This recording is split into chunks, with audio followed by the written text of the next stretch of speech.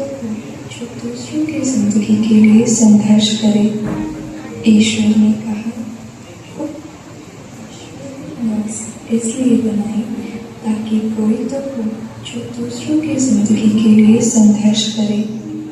ईश्वर ने कहा कोई ऐसा चाहिए जिसका दिल सेवा से भरा हो, जो रोज 24 घंटे काम करने के लिए खुशी से तैयार रहे।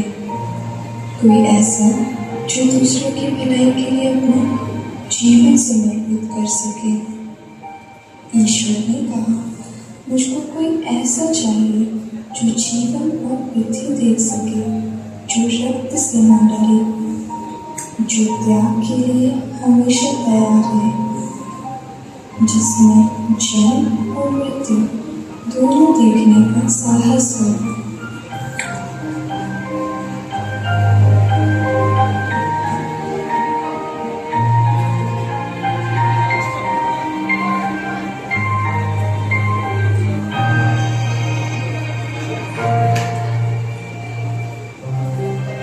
पहले के समय में लोग अस्पताल में जांच के लिए न जाकर अंधविश्वास और तांत्रिकों पर भरोसा करते थे, जिस कारण बहुतों ने अपनी जान गंवा दी और कुछ लोग गंभीर बीमारियों के शिकार हो गए।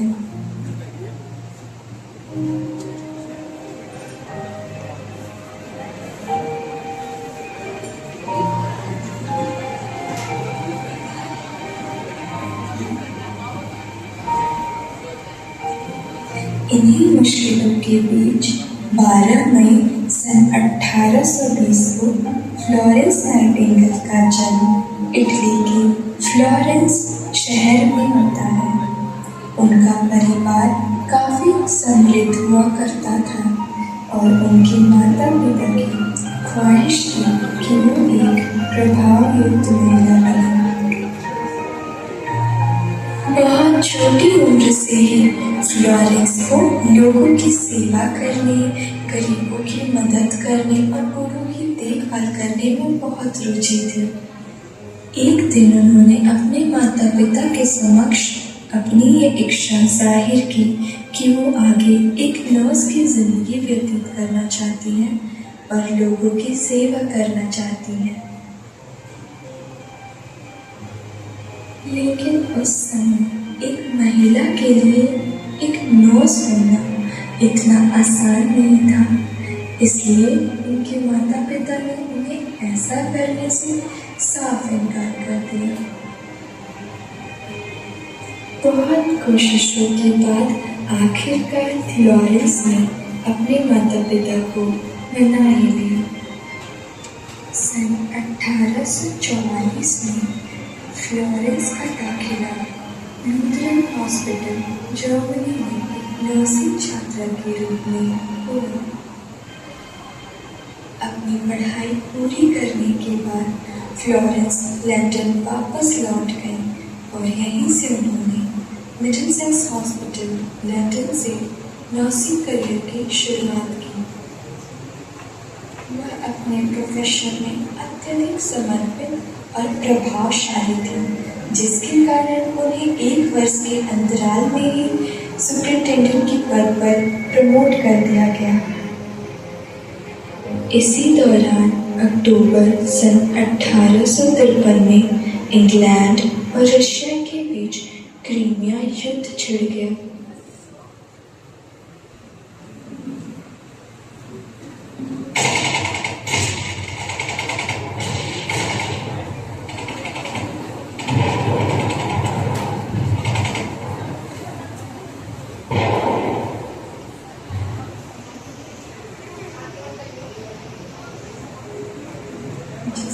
बड़े पैमाने पर सैनिक हताहत और घायल हो जाते हैं।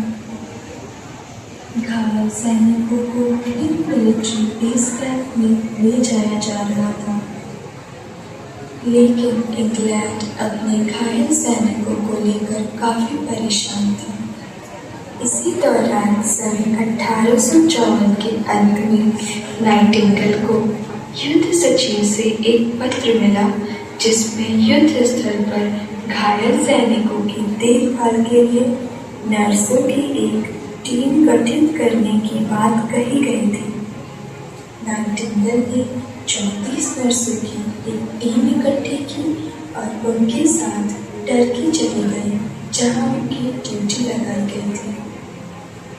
जब वे टर्की पहुंची तो भीड़-भाड़ और अस्वच्छता वाले अस्पतालों को देखकर हैरान रह गई।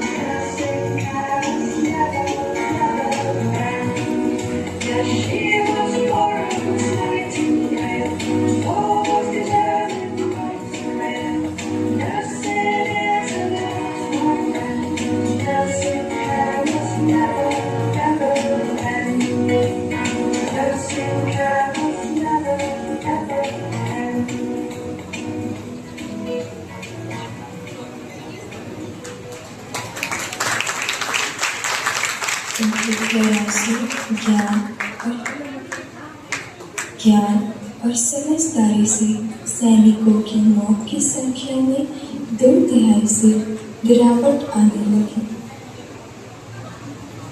जब वह लंदन वापस आए तो उनका भव्य स्वागत किया गया और रानी ने उन्हें एक उत्कीर्ण ब्रोच भेंट करते हुए उनके काम को पुरस्कृत किया, जिसे बाद में नाइटिंगेल ज्वेल कहा गया।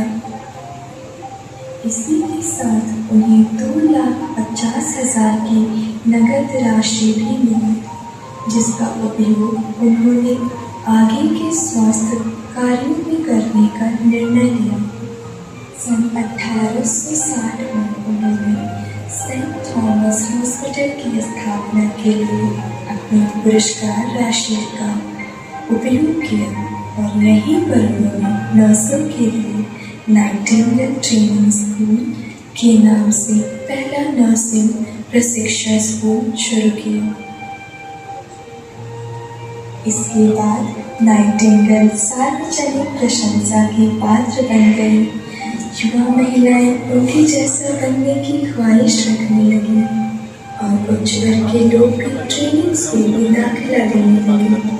नाइटिंगेल की बदौलत नर्सिंग पेशे को उच्च वर्ग द्वारा तिरस्कृत नहीं किया गया, बल्कि इसे सम्मानजनक पेशे के रूप में देखा जाए।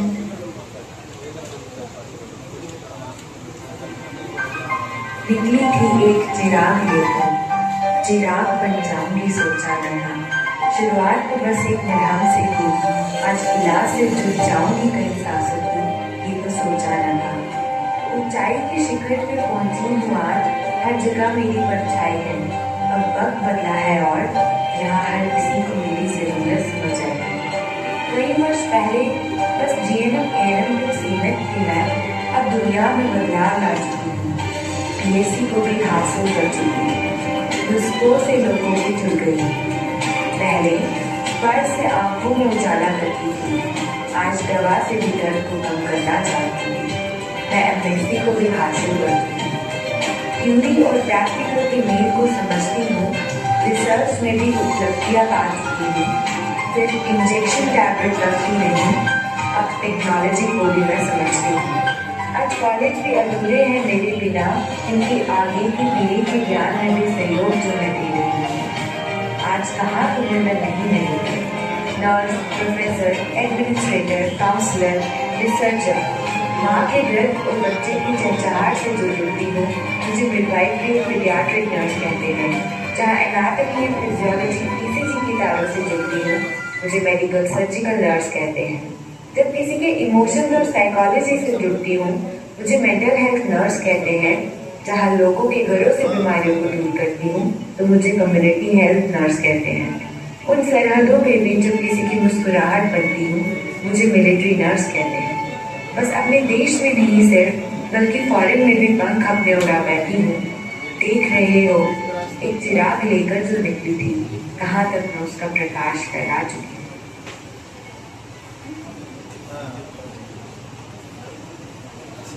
Good.